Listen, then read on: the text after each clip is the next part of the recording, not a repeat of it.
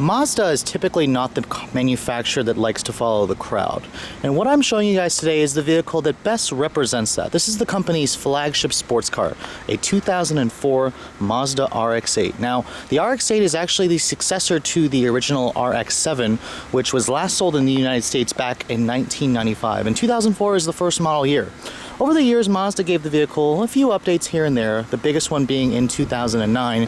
However, when this car came out in 04, it basically was offered in just one trim with two transmissions, a 4-speed automatic, that's right, a 4-speed auto, or my particular tester, which is a 6-speed manual, a much more rare model.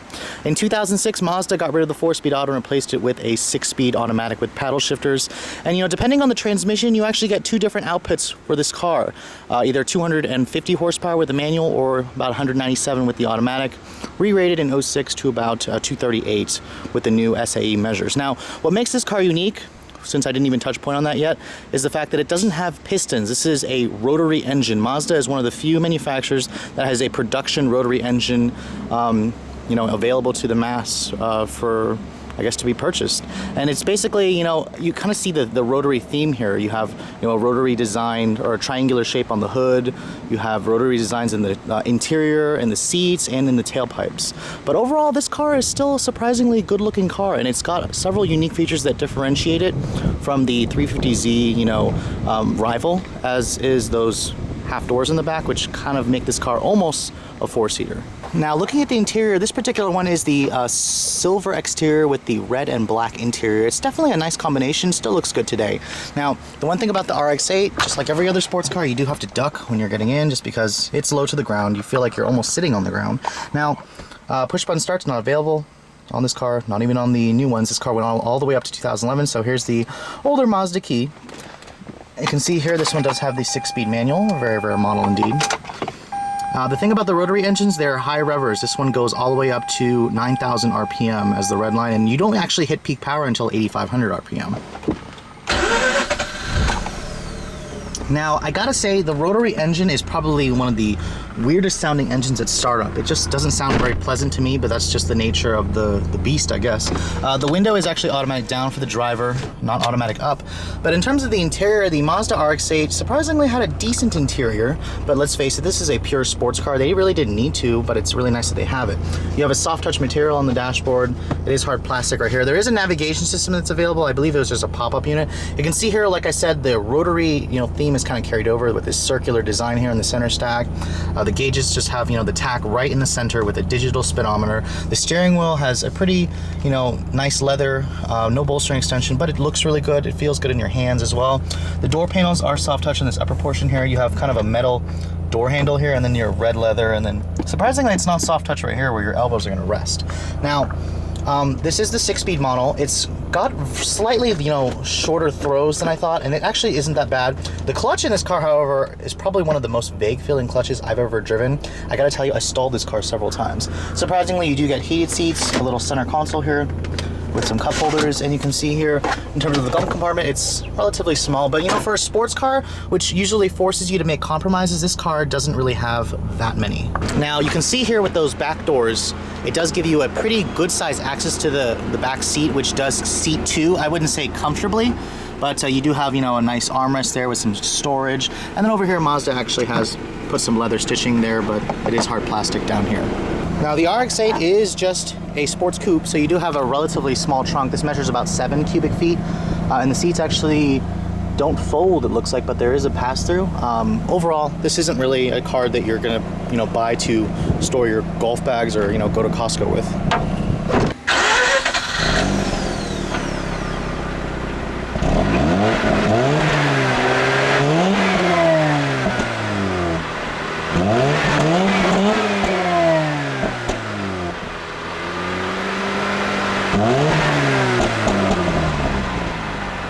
Now, underneath what is probably one of the lightest hoods I've ever lifted, you'll find a very unique engine. This is Mazda's 1.3-liter twin-rotor Renesis naturally aspirated engine. Compared to the RX-7, this is not turbocharged, but it actually makes 238 horsepower according to the new SAE measures, and a rather meager 159 foot-pounds of torque. The horsepower is achieved at 8,500 RPM. Now, what's the difference between a rotary engine, you say? Well, this car actually doesn't have any pistons that move up and down. It actually has a triangular shaped rotor that spins in a circular motion, and that's essentially how it turns the flywheel. And there's two of them in this engine. Mazda says that this newer Renesis is lighter, more compact, gets better gas mileage. Unfortunately, that's not really the case. This car is still rather thirsty at 1622 on premium gas, and it does drive the rear wheels. So let's take a look at how this all works together.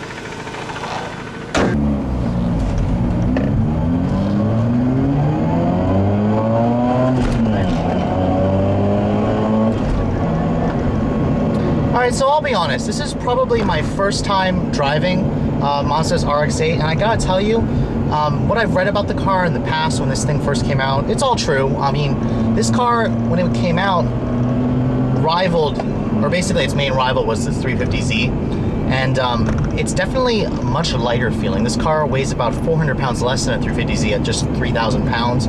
Because of the design of the rotary engine, it's got a near perfect 50-50 weight distribution, and really the star of this car is the handling. The steering is just incredibly, precise. It's really sharp. It has excellent road feel. I mean, this car is, you basically take this car to the track and you do drifts in this car all day long. It really handles like it's on rails. The ride quality is better than the Z's in the fact that it's a little bit softer.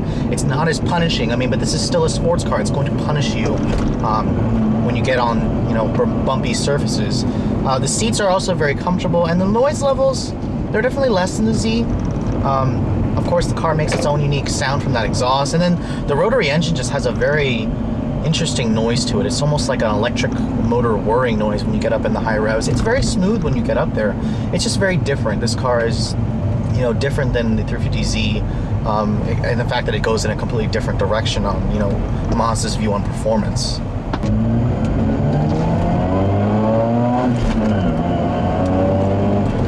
Now, the thing about the rotary engine, it makes 238 horsepower at 8,500 RPM, which requires you to rev the hell out of this thing. And I gotta tell you, even at those speeds, it doesn't feel that fast. 0 to 60 times are about 7 seconds for this car, which is about 1.5 seconds slower than the Z car. But man, at those high revs, it's just a very smooth engine, and you can definitely feel the lack of torque. Only 159 foot-pounds of torque at like 5,000 RPMs. Literally, this car feels like an economy car unless you're, driving it like you stole it. Which, the noise that it makes at that high RPM range is very different from, let's say, a Honda engine like an S2000 with that VTEC spike. This car doesn't have any kind of spike in power at 6,000 RPM. It's just kind of a smooth, linear power band all the way up to that 9K redline. And the thing is, the engine revs so quickly and so smoothly that you basically don't notice it. And because of that, Mazda has put a little beeper and rev limiter to kind of alert you when to shift. The car will actually beep at you when it's time to shift gears, because there are times where you will forget just because of how smooth the engine is.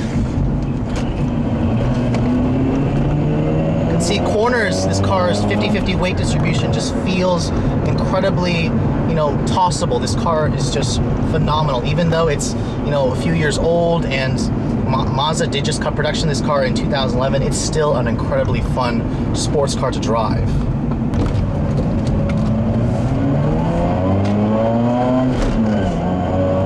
It barely has enough power to chirp second, but man, like I said, once you get this engine past 6,000 RPM, it's just a joy to go through those gears. But where does Mazda's RX-8 kind of fall in the marketplace? This car actually stopped production in 2011, and to this day, Mazda has not given us a successor just yet. The company is, planning one, is what I've read.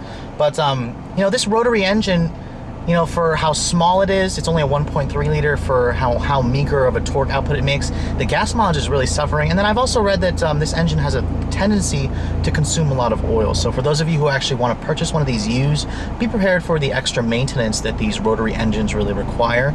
I'm not sure what Mazda is, going with for their next generation of this vehicle. People say that, the purists don't want Mazda to get rid of the rotary, but, the rotary, I'm not sure if it's here to stay. It's an interesting powertrain,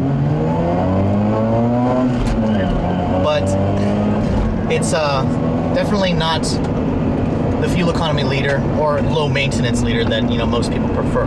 But with all that said, I hope you guys have enjoyed my overview of this rare 2004 Mazda RX-8 with a 6-speed.